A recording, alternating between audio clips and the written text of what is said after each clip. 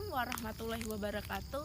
Kembali lagi dengan saya Muna Melani. Di sini saya akan mereview jurnal Ibu Profesor Dr. Haji Marhumah MPD dengan judul Akar Bias Gender Hadis Misoginis di Pesantren. Apa itu misoginis? Misoginis adalah kebencian terhadap perempuan, anti feminisme, dan menganggap derajat perempuan lebih rendah dari laki-laki. Pembahasan ini diangkat dari latar belakang perempuan dianggap sebagai warga kelas 2 dalam beberapa kitab yang diajarkan di pesantren. Hadis misoginis diajarkan secara luas di pesantren, di bawah berwenang Pak Kiai, Ibu Nyai yang menentukan kitab-kitab mana yang boleh dilarang di pesantren.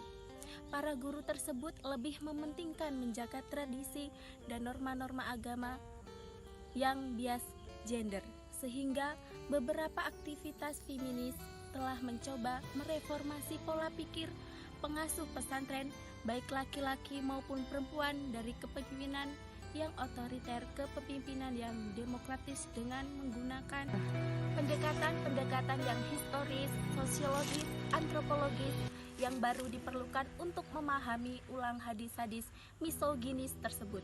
Namun, para ulama memiliki perbedaan pendapat mengenai hadis sebagai tradisi berkelanjutan bagi umat Islam. Pergeseran pandangan tentang tradisi Nabi Muhammad mengarah pada keberadaban posisi, fungsi, dan relevansi Nabi. Posisi sebagai Nabi, negarawan, hakim, dan suami.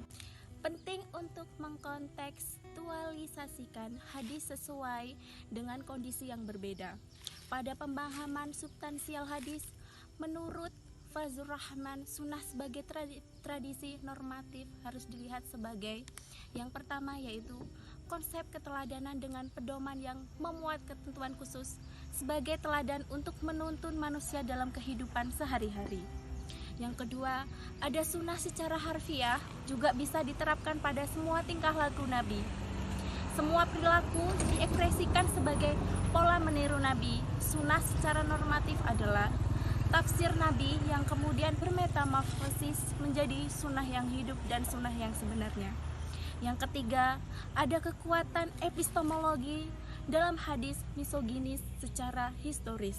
Kekuasaan dan pengetahuan terkait erat konsep sains dan kebenaran bias terhadap laki-laki, karena mereka adalah produsen pengetahuan yang dominan dalam masyarakat yang didominasi laki-laki.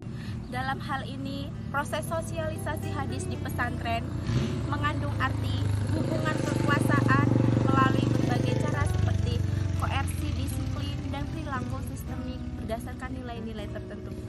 Yang keempat, pengakuan dan penerimaan otoritas, nilai, ritual, simbol, dan supremasi budaya dan kebenaran tertentu. Dan yang kelima, ada penguasaan budaya. Hal ini membatasi dan mengatur bagaimana perempuan menegosiasikan gender. Dan yang terakhir, ada pelembagaan norma melalui simbol, figur, dan panutan. Selain itu, sosialisasi hadis misoginis dengan nakes sanad dan nakes almatan menjabatani hadis misoginis. Kajian hadis telah berkembang secara signifikan dari waktu ke waktu, baik dari aspek sanad dan matan, serta gagasan dan wacana baru.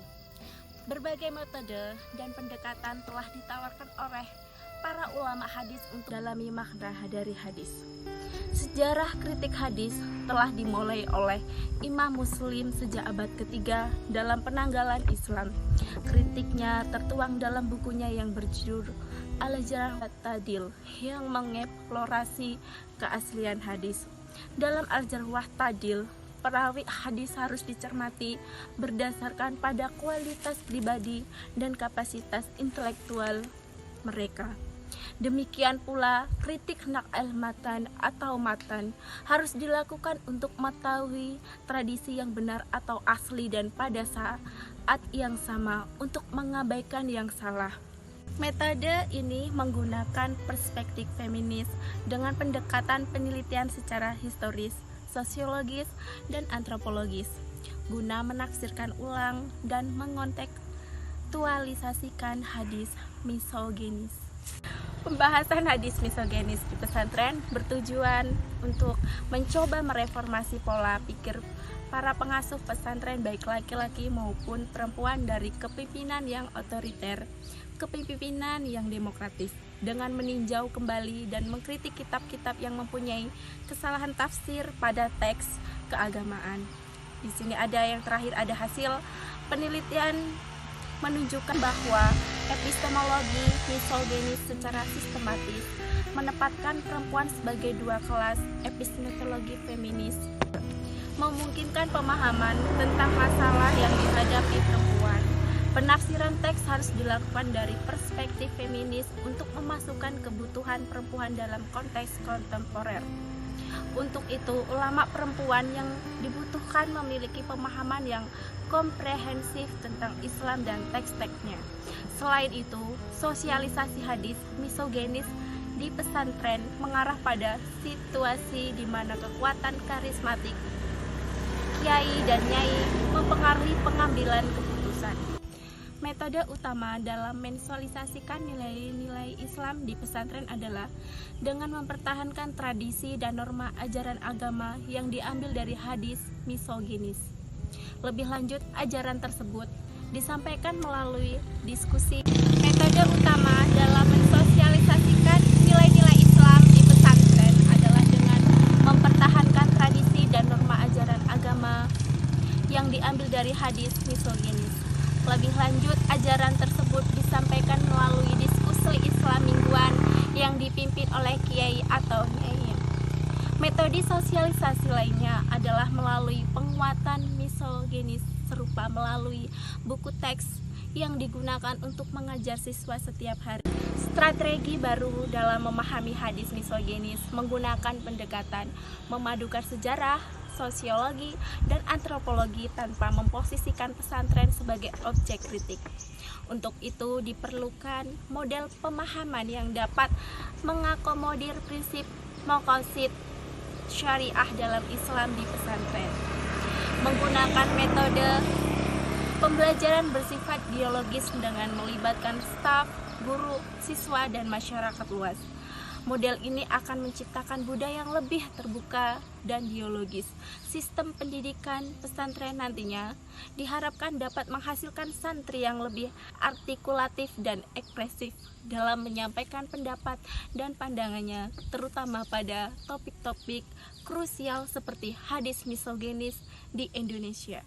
Sehingga ini akan menciptakan suasana keterbukaan dan pemahaman baru bahwa laki-laki dan perempuan itu benar-benar setara.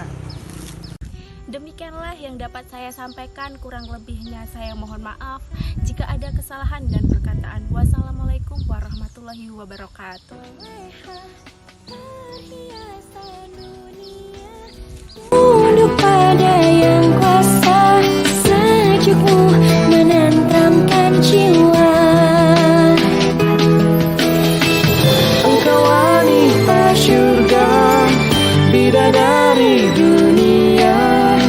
Kehormatan kau jaga dengan penuh cinta. Engkau wanita syurga, bak permata berharga, berbinar indah dalam kesucian jiwa.